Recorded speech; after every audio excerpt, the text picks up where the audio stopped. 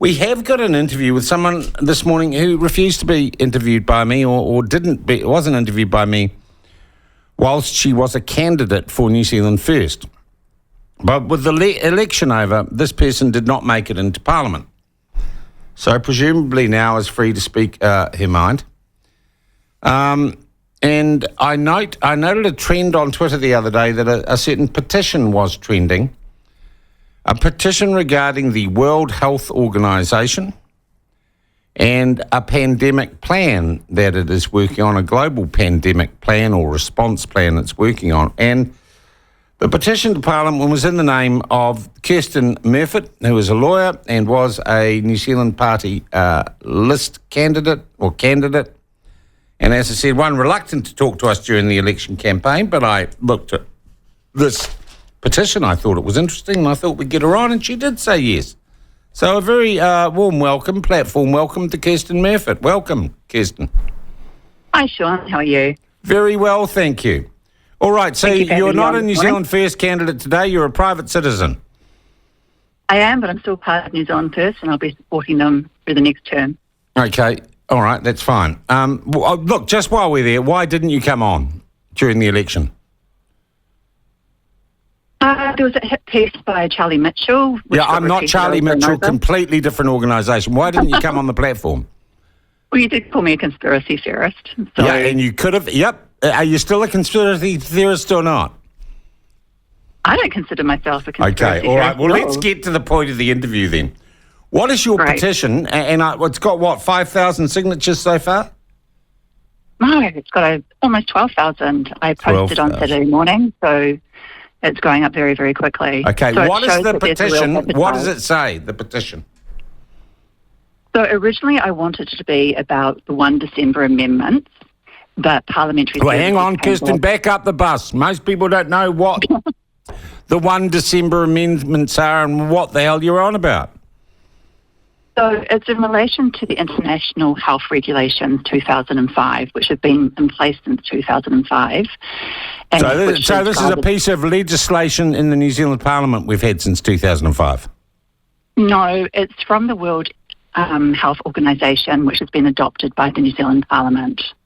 So is this a piece of legislation, or do we say we'll follow and have regard to the 2005, whatever it is, Kirsten?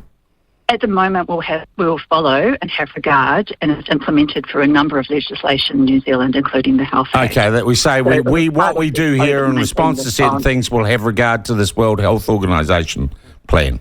At the moment, that's the status quo at the moment. But with the amendments, it will become binding, and they're a lot more onerous. Binding in what way? What will it say?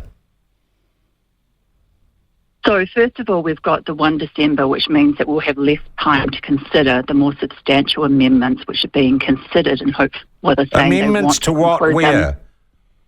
The international health regulations, Sean. Yeah, but the international health regulations which we have regard to, right? Yes, but changing them because they've revised them and they're making them a lot more onerous. They're revising in what way? In other words. So this is where it comes in. So you've got to do it in a two-part step. So the first part is this 1st of December amendment, which will reduce the time frame for us to consider the substantial amendments from 24 months to 12 months. Then in May, they are going back to look at these substantial amendments, which are already out. So the World Economic Forum. Sorry, not the World Health Organization. Yeah. And the World Health Assembly, which is co-chaired by Ashley Bloomfield. Yeah. Mm-hmm. And what are they considering? What would these plans be? So breaking it down, because there's 300 amendments, so obviously I can't speak to all of those 300 amendments this morning, we'll be here forever. But in essence, it's moving political power from our elected politicians in New Zealand across to the World Health Organization. Oh, how does it do that? Give me 3 examples of how it does that. It moves political power. They want to be a single controlling response for pandemics, and they've changed a lot of That's not political power, that's a health response to pandemics. That is political power. No, it's not. Because it's a response to health threats. So we're going to have a unelected, undemocratic organisation dictate how we respond to our public health risk in No, New it doesn't. Zealand. We've got to have regard to it. We can say bugger off, we're not doing that. No, we can't if we accept this May 1s. It will be Yes, blinding. we can. You give me one example where a country or a government has been removed by an international body for not doing what it said. Oh, I disagree with you, Sean. Well, give me They one are example binding. where that's ever happened. I think you're fear-mongering.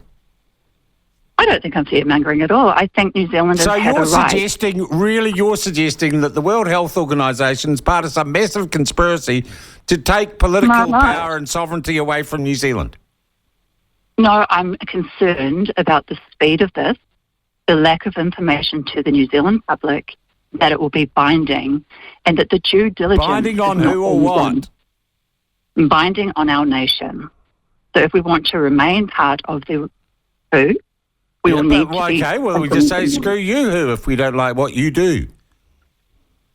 It's not that easy. You know that, Sean. No, I don't know that, Kirsten. What I know is you're obsessed about something that seems very, very technical and academic. And the WHO's done some great work on getting rid of herpes, sexually transmitted diseases, polio and other things. I'm not denying that they've done some really, really great work. Great. But also, I think we can both say whatever our views were about the COVID pandemic, we actually need to look and do our due diligence, be heading into new, more rules.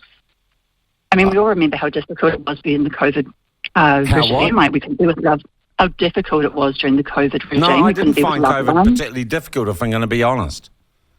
Okay, well, lots of New Zealanders did. And it's had huge financial implications. These IHRs will have huge this has got financial nothing to implications do with as well. your petition, Kirsten. So what is your petition?